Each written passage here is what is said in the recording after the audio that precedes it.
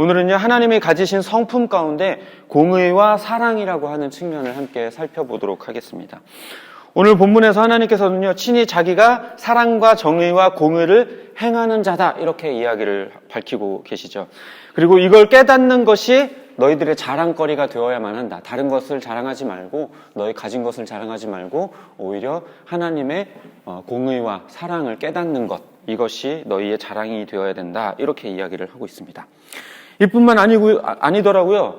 성경 곳곳에, 곳곳 정도가 아니라 정말 수많은 곳에서 하나님의 사랑과 공의에 대한 측면이 많이 드러나져 있습니다.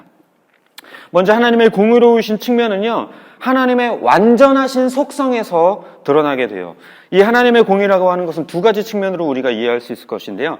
먼저는 하나님 스스로 의로우신 것이고, 두 번째로는 우리를 향해서 의로우신 것, 이렇게 해요. 하나님 스스로 의로우신 것과 우리를 향하여 의로우신 것.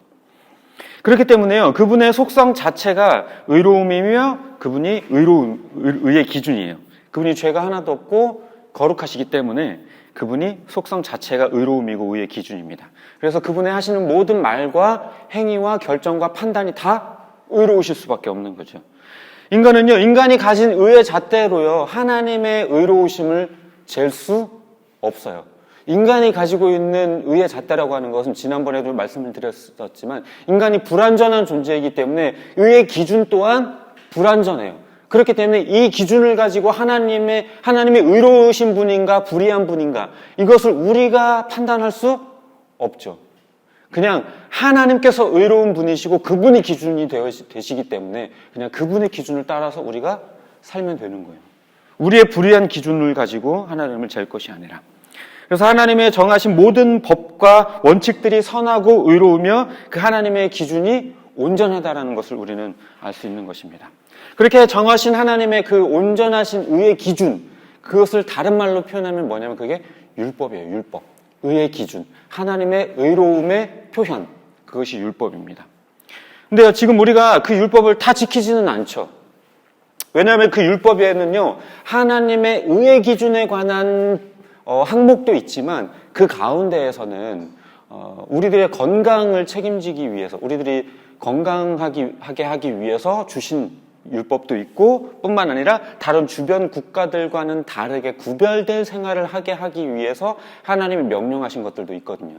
뭐 이를테면요, 순대, 맛있겠다. 선짓국, 삼겹살 이런 거 원래 율법에서는 못 먹게 되어져 있어요. 돼지고기 먹으면 안 돼요. 이런 것들은요, 왜 그랬냐면요, 이 당시 시대에 이교 문화들 때문에 돼지고기를 먹지 못하게 했던 것들이 있고요. 그리고 건강상의 이유로 피째 먹지 못하게 하는 하나님의 그런 명령들이 있어요. 그렇기 때문에 그것이 의의 기준. 그래서 실제로 뭐 돼지고기를 먹으면 우리가 불의한 자가 되고 선짓국을 먹으면 우리가 불의한 자가 되는 게 아니라 건강상의 이유로 그 당시 시대의 이교도적인 문화와는 구별된 삶을 살게 하기 위한 하나님의 명령이었던 그런 항목들이 있기 때문에 그런 거예요. 그리고 신약 시대에 이르러서는요, 예수 그리스도를 통해 우리가 모든 것에 대한 자유를 얻었기 때문에 우리가 어떤 것을 먹든지 그것이 속된 것이 되지 않아요. 그래서 바울도 뭐라고 이야기를 하냐면 우리가 의심치 않고 감사함으로 먹으면, 기도하고 감사함으로 받으면 우리에게 해될 것이 없다. 왜? 지으신 모든 것이 선하기 때문에, 하나님께서 만드신 창조하신 모든 것들이 선하기 때문에 우리가 먹어도 상관없다. 이렇게 분명하게 기록을 하고 있어요. 아무튼 율법의 핵심이며 본질이라고 하는 것은요, 결국에 하나님 사랑과 이웃 사랑이라는 거예요. 이 먹지 말아야 된다, 먹어야 된다, 이것에 달려있는 게 아니라. 그래서 이교도적인 행위를 멈추고 구별된 삶을 살라라고 하는 목적에서 주어진 것이 이 율법이기 때문에요. 그런 점에서 하나님이 정하신 이 율법의 기준이라고 하는 것이 상당히 의로운 기준이라고 하는 것입니다. 또 하나님은요, 인간을 향해서 공의로 행하세요. 죄인에 대해서 심판하시고 의인에 대해서 품으시죠. 그런데 여기서 문제가 발생하는데 뭐냐면요, 인간 가운데에 의로운 사람이 단 한 사람도 없다라는 사실이에요.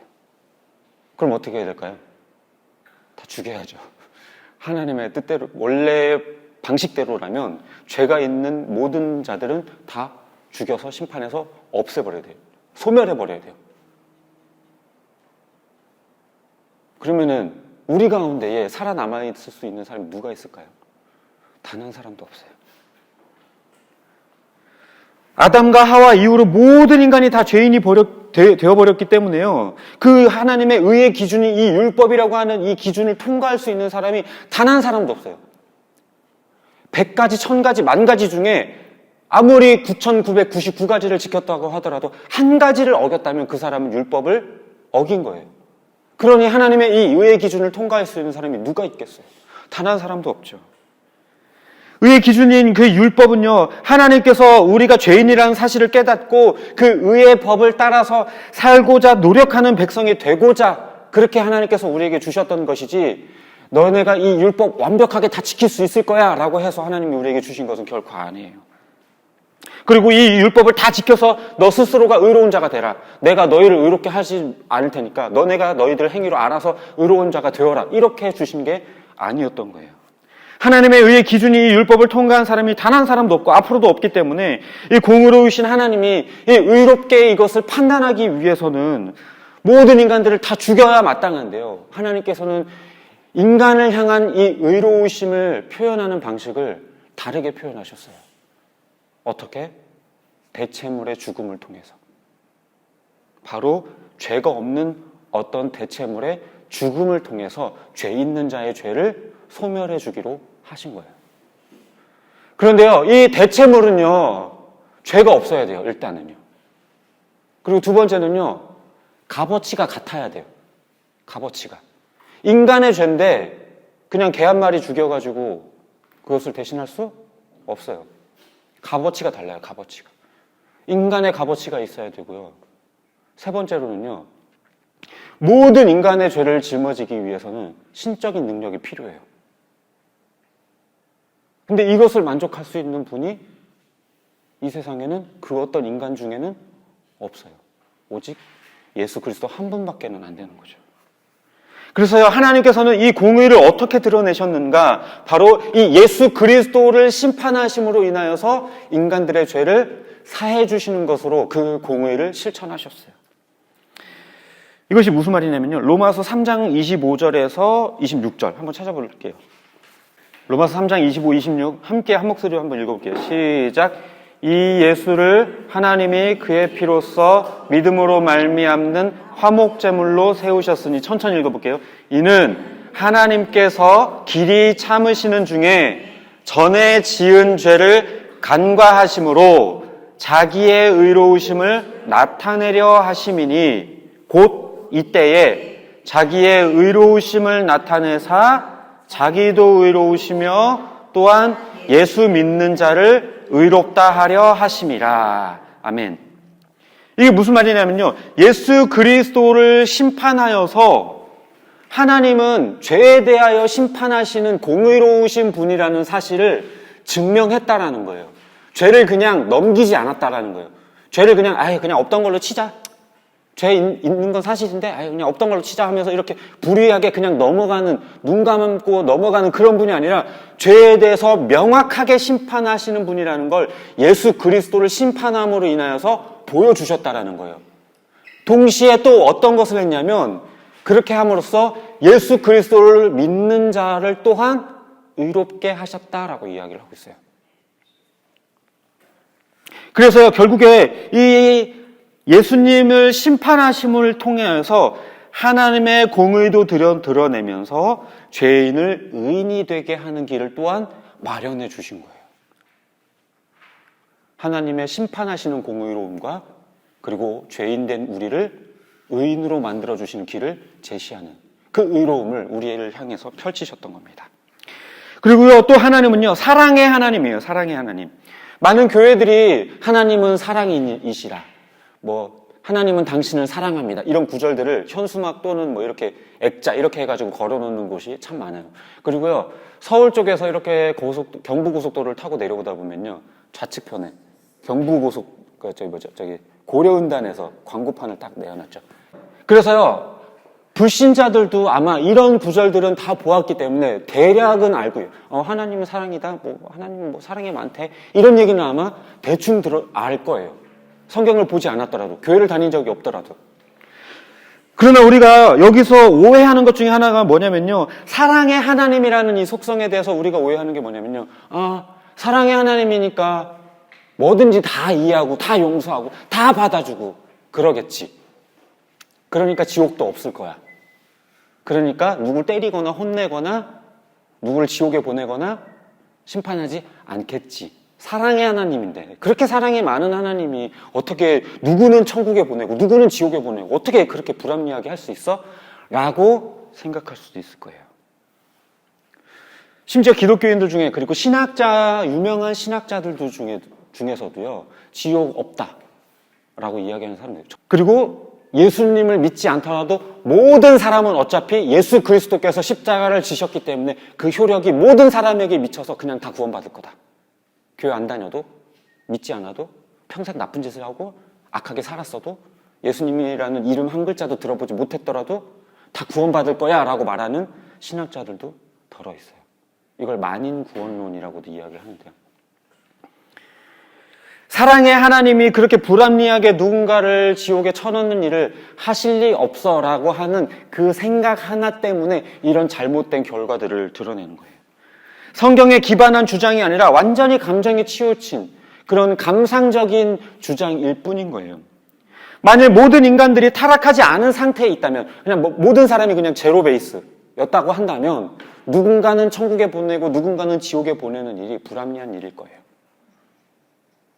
그러나 모든 인간은 다 타락해서 죄가 있는 죄인이에요. 다시 말해서 제로 베이스가 아니에요. 타락하지 않은 그냥 선하지도 악하지도 않은 그런 존재가 아니에요. 완전히 다 악한 존재예요. 그렇기 때문에 여기에서 모든 사람들은 다 지옥행이 결정되어 있는 거예요. 그런데 그 중에서 하나님께서 예수 그리스도를 믿는 자를 구원하기로 결정하신 거죠. 그렇기 때문에 이 하나님의 사랑이라고 하는 것은 이렇게 작용하는 것이지. 그러니까 예수를 믿는 자를 구원하는 방향으로 이것이 일하게 되시는 것이지, 믿지 않아도, 죄가 있어도 그냥 얼렁뚱땅 넘겨가면서 다 받아주는 그런 사랑으로 작용하지 않는다는 거예요.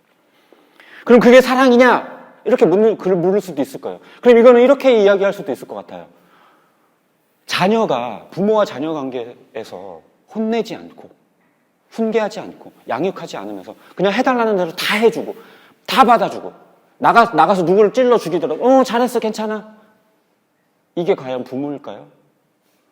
잘못한 게 있으면 혼내기도 하고, 때로 몽둥이를 대기도 하고, 훈계하기도 하고, 벌을 주기도 하면서 잘못된 것들을 가르쳐주고 바르게 살 수 있게 가르치는 게 부모의 사랑이죠. 마찬가지예요. 하나님의 사랑이라고 하는 것도요, 마음이 조금 아프더라도 잘못한 것 혼내고 바로 잡아서 바른 길로 가게 하나님 인도하시는 거죠. 물론 완전하게 비교할 수는 없어요. 그렇지만 하나님께서는 자기 백성을 징계하시고 연단하세요. 그리고 또요, 예수 그리스도를 믿을 기회를 이 땅 가운데 사는 동안 하나님께서 풍성하게 내어주고 계세요. 우리나라에 교회가 얼마나 많아요. 예수 믿는 사람들이 얼마나 많아요. 교회 다닐 기회가 얼마나 많아요. 그런데 그런 것들을 거부하고 거절한 그 자기의 책임은 그 누구에게도 떠넘길 수 없죠. 하나님에게 나는 왜 지옥 보내냐 말할 수 없는 거죠. 물론 그렇다고 해서요, 하나님의 사랑이 매몰차다라고 말하는 것은 절대로 아니에요. 오히려 하나님의 사랑은 굉장히 풍성해요. 아까도 말씀드렸지만 우리는 죄인이었어요.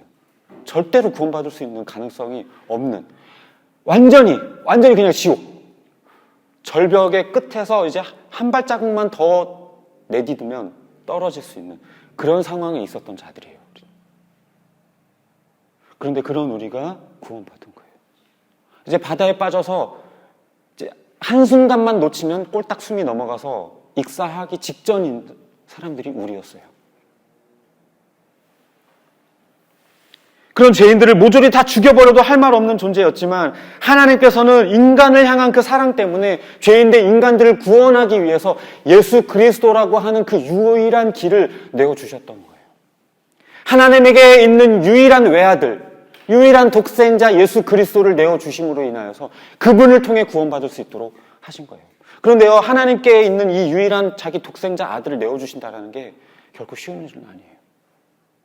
부모가 자기의 자녀를 다른 사람을 위해 내어주는 게 쉬울까요?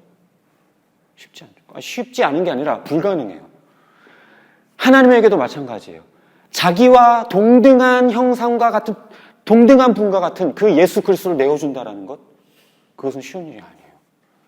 아마 자기가 죽는 것과 같은 그런 아픔과 고통이, 찢어지는 고통이 있을 거예요. 그럼에도 불구하고 인간을 향한 사랑 때문에 예수를 내어주신 분이 바로 하나님이에요. 그만큼 하나님의 사랑이 이렇게 풍성하신 분입니다. 결과적으로요, 하나님의 공의와 사랑이라고 하는 이 속성은 서로 결이 다르긴 하죠. 결이 다르기는 하지만 서로 다른 두 개체 속에 각각의 이질적인 성격이 아니라 하나의 개체 안에서 융화된 하나의 성품이에요. 사랑의 속성이 공의의 속성을 해칠 수 없고 공의의 속성이 사랑의 속성을 해칠 수 없어요. 이 두 가지 속성은 하나의 인격 안에서 융화된 것입니다. 우리가 하나님을 이해하려고 하니까 이걸 속성별로 구분 지어서 설명하고 이야기를 나누니까 그런데 이거는 하나님 한 분 안에서 이해되는 성품이에요. 다중인격체처럼 그렇다고 해서 하나님이 오늘은 공의였다가 내일은 사랑이었다 이런 분은 아니에요. 하나의 성품 안에서 이루어지는 겁니다. 말씀을 정리합니다. 하나님의 사랑과 공의라고 하는 이 성품은요, 아까도 말씀드렸지만 하나의 한 분 안에서 이루어지는 성품이에요. 각각의 속성은 따로 작용하지 않고 융화되어서 조화롭게 표현돼요. 이 조화가 결정체로 이루어진 사건이 무엇이냐? 그게 바로 십자가 사건이에요. 하나님의 공의도 드러내시고 하나님의 사랑, 우리를 향한 사랑도 보여주신 최고의 결정체, 십자가, 예수 그리스도를 내어주신 그 사건. 우리가 하나님의 이 성품을 바르게 이해하는 것은 굉장히 중요해요. 그렇지 않으면요, 우리가 하나님을 무자비한 분으로 이해할 수도 있고 기준이 없이 무조건 그냥 얼렁뚱땅 다 넘기면서 다 받아주는 분으로 우리가 오해할 수도 있어요. 우리를 넘치도록 사랑하시되 죄와 상관없이 무조건 받아주시는 게 아니라 죄의 문제를 해결하시고 의로운 가운데서 우리를 사랑해 주시는 분입니다. 따라서 우리는 하나님의 사랑이라고 하는 속성에 기대어 우리의 불의함을 당연시해서도 안 되고, 그리고 또 하나님의 공의라고 하는 속성에 우리가 그것 때문에 죄책감에 사로잡혀서 나를 심판하고 나를 죽이면 어떡하지 하는 불안감에 사로잡혀서도 안 됩니다. 공의와 사랑이 조화된 하나님의 그 성품 안에서 우리의 연약함을 인정하고, 그리고 죄인됨을 인정하고, 그리고 겸손히 하나님께 회개하면서 그렇게 나아가야 될 것이고, 또 우리가 그럼에도 불구하고 우리를 용서해 주시고 받아주시는 그 넓으신 하나님의 사랑 안에서 우리는 또한 자유함을 누릴 필요가 있습니다. 바라기는 하나님의 성품을 바르게 이해하고 그 안에서 참된 기쁨과 평안을 누리는 저 여러분의 삶이 되기를 주님의 이름으로 축복합니다.